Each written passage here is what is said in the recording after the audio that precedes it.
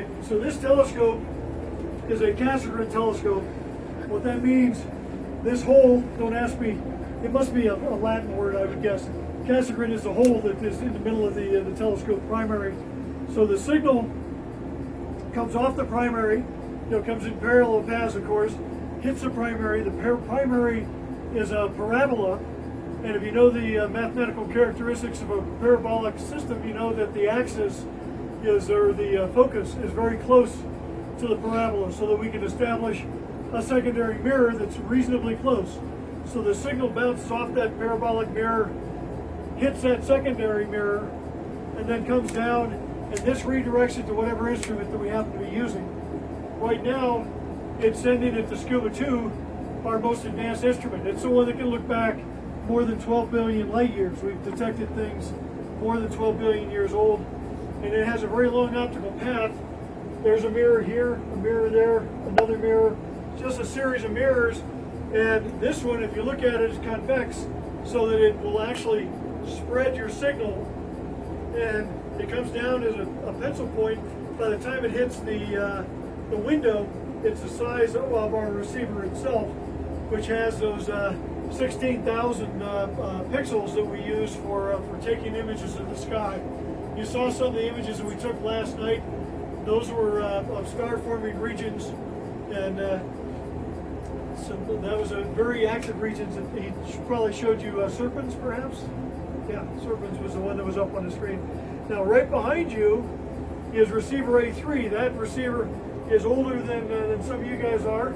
Definitely not older than me, or take away back. It was designed back in the late 70s using CPM on a Z80 processor, ran on 64 kilobytes of RAM, and had kilobytes, I repeat guys, 64 kilobytes of RAM and 134 megabyte floppy disk drive. So it is incredibly ancient, and it is the only receiver on the mountain that survived our power outage when we brought the whole island down. As soon as we could plug back in, it took us about 10 minutes to bring it down to operating temperature, and that night we were back on the sky while everybody else was trying to cool down their receivers. That's how technology has changed. An instrument like Scuba 2, that big blue monster out there that weighs so much and costs so much, it takes it 2 weeks just to bring it down to operating temperature. We have to bring it down very slowly. It operates very close to absolute zero at 70 millikelvin. It's so cold that, as I mentioned, physics doesn't work the way that we normally expect it to. You have things like Josephson current that actually tunnels right through conductors. So it takes a tremendous amount of technology to build that type of an instrument. And of course, if you looked at an MRI, you would find that there were a lot of similarities between that instrument and the MRI software that is used for medical purposes. So any questions for you guys up here? Might add that this receiver cabin is specifically designed to receive visiting instruments.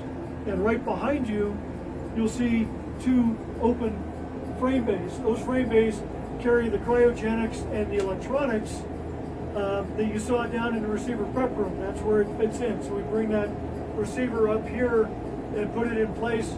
There are probably 25 to 30 instruments that have been designed over the last 30 years plus. We've been operating since 1985, that were designed to work in our receiver cabin, and people would actually come out to do their own science, bringing their own instruments.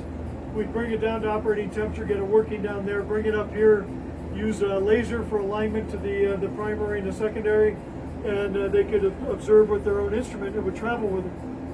And so there are instruments all over the world that have JCMT to thank for their existence. So this thing, it does. This thing does move. It will. This mirror is the one we use for our heterodyne, and you'll see it's flat. It's not the convex like this one is. So it's not designed to spread the signal. So if I'm going to be using receiver A3, it would point over to that instrument, and it would flip so that this mirror would be used. Did you notice, by the way, how clean the primary was up in Canada, France? if I were to put my hands on the primary at Canada, France, they'd shoot me. They would. They've got somebody out there cleaning that sucker all the time, and my fingerprints would have a dramatic effect upon the quality of their data. Here, I think you could probably spread peanut butter on this and it probably wouldn't make a huge difference. It'd make a little bit. But you'll come in here and you'll find that the engineers have gone and put a grease mark on there because they're trying to do some type of a laser alignment. And when we look at our data quality, there's no way you couldn't tell. And again, it's because of the different frequency that we observe. Do any of you know what? Well, we talked about arc seconds before and how precise we are when we shift or move across the sky. Our beam size is anywhere from 6.5 arc seconds to 21 arc seconds, and that's as compared to Canada, France, Hawaii, who will be in the order of a 10th to a 100th of an arc second. So orders of magnitude difference in the frequency and the actual size. And of course that also drives the type of technology or the type of science that we do. Do you guys remember a few years ago when we did something called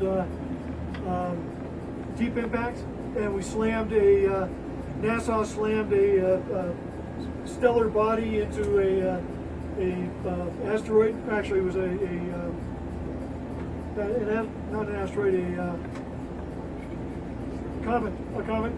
Slammed it into a comet, and it was slammed into hard enough that it vaporized the surface of the comet around the impact point, and every telescope on Mauna Kea was pointed in that direction so that we could see it when it occurred. Each telescope was assigned a different science target, like we were looking at hydrogen cyanide, which is frequently seen on comets.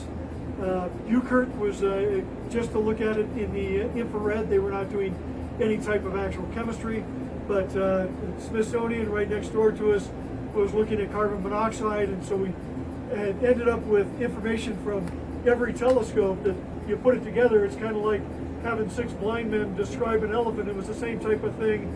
You didn't really get an idea of exactly what the comet was all about until you could bring the science together from all those various telescopes. So we actually do work together oftentimes. We also have things like gamma ray bursters. Not only do we have the science programs that I talked about earlier, but we'll have a target of opportunity override. One of our space telescopes or something will detect an emission that indicates there's either been a supernova or a gamma ray burst, and we will all turn to that. And JCMT with Scuba 2 is about as sensitive as any instrument that you're going to find, and we'll turn and look at the emissions from it. A supernova or a gamma ray burster will peak after about 6 to 8 hours, and then after that it immediately goes away. So we look at things that are billions of light years away, and we look at things that happen in very, very short duration as well. And it's, like I say, more fun than you could ever imagine. It really is.